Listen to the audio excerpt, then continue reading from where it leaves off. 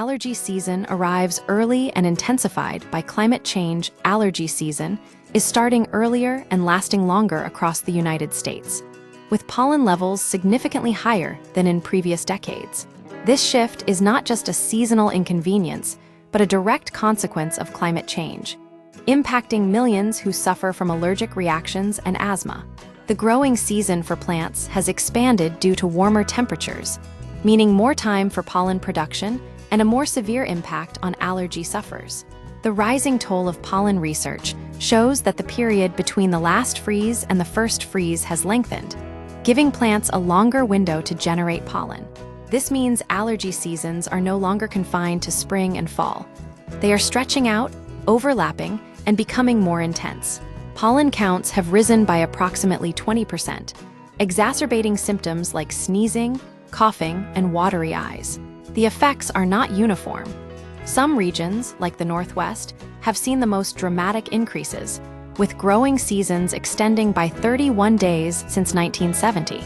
Regional variations and forecasts, while some areas are experiencing a delayed start due to colder temperatures, Georgia, the Carolinas, and Virginia, experts warn that this relief may be temporary. The Ohio Valley is expected to be hit particularly hard this year, while the Northwest will see some of the largest increases in pollen levels. ACU weather forecasts predict a late spring frost might only postpone the inevitable surge in pollen later in the season. Climate change, as the primary driver, the underlying cause of this shift is clear: climate change. As Christy Dahl, PhD, Vice President for Science at Climate Central, explains, it's a clear signal of a warming world driven by carbon pollution. Increased carbon dioxide in the atmosphere acts as fertilizer for plants, leading to higher pollen production. Reducing fossil fuel emissions is crucial to mitigating the problem. Preparing for a prolonged season, medical professionals emphasize the need for proactive allergy management. Juanita Mora, MD, an allergist with the Chicago Allergy Center, advises allergy and asthma sufferers to get their symptoms under control before pollen levels peak. Nana Meyerku, MD, a pediatric allergist with Texas Allergy MD, recommends starting medications, antihistamines, nasal sprays, inhalers, 2 to 3 weeks before the typical start of allergy season in their region.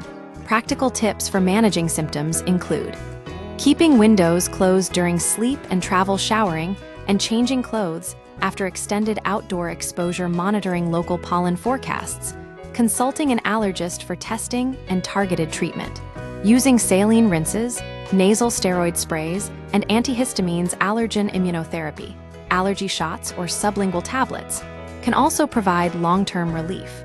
Prolonged allergy seasons can worsen conditions like asthma and eczema, making preparation essential. The situation is unlikely to improve in the short term. Grass pollen will follow tree pollen, and ragweed storms will dominate the fall.